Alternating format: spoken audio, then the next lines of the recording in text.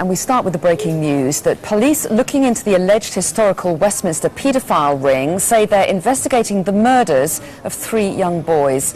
Detectives say they're going through missing persons records to try to identify potential victims.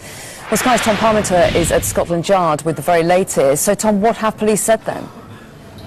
At the heart of this, Anna, is the abuse of young children who were sexually abused in some instances, and as we have heard from the Metropolitan Police in the last hour, they believe in 3 instances there may have been children who were murdered as part of that abuse. Very, very grave allegations indeed, and trying to understand them all these years on and see who was responsible and whether it is possible to bring those people to justice is, of course, a very difficult task for the police, but they have used a briefing here at Scotland Yard this lunchtime to appeal to the public to try to convince people who may have been abused themselves to have the strength and the trust in the police to come forward and report what happened to them, and also people who may have been around this complex of Dolphin Square, an apartment block that is right on the banks of the River Thames between Pimlico and Westminster. And it is there that part of this Operation Midland, looking into the alleged deaths of children, is focused. And the police want anyone who was living at this apartment block in the early 80s or working or visiting there who may have information about abuse parties where children were taken to be abused by powerful men, for those people with any information to step forward. They have already spoken to a great deal of people in relation to these allegations that don't just focus on Dolphin Square. There are other locations as well.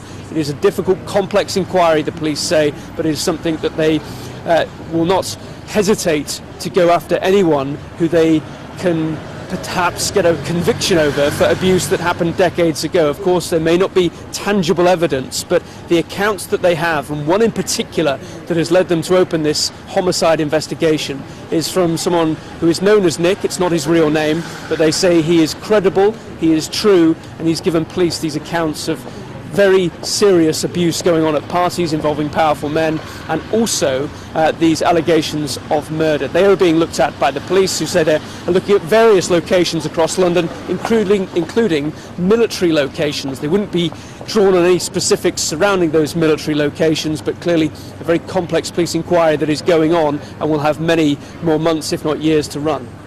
Tom, thank you.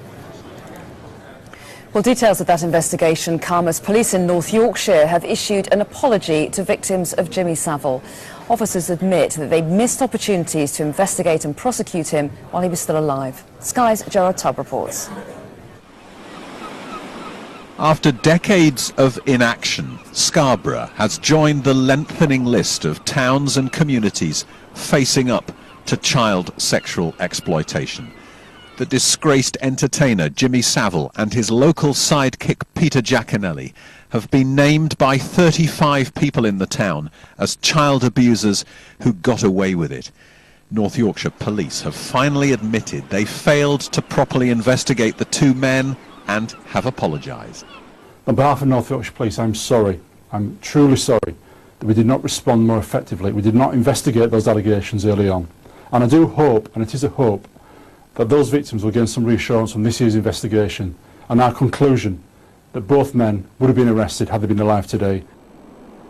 For years, Savile had a home in Scarborough. He boasted in his autobiography about having sex with young girls on the seafront.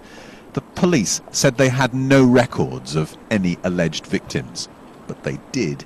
And now it seems he was not alone. Peter Giaconelli was a businessman, councillor and mayor. He's buried a few hundred yards from Savile in the council graveyard. 32 people say he abused them.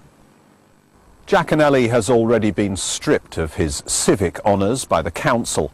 The police are framing their apology to those who say he abused them as a historical failure, a case of that was then and this is now. There are some who say that simply isn't good enough. Have you been up to look at it? Yeah. Local campaigners whose work led to today's apology want more. If it was common knowledge in the community, then the authorities, I believe, must have known at some level that there was this kind of abuse going on. I can't answer the question why they didn't do anything about it. That's for them to answer. But the apology that came today from North Yorkshire Police suggests that they have some catching up to do. For Scarborough and North Yorkshire Police, this is not the end. The Independent Police Complaints Commission is investigating potential misconduct issues, and more might yet come out about Saville and Giaconelli. Gerard Tubb, Sky News, Scarborough.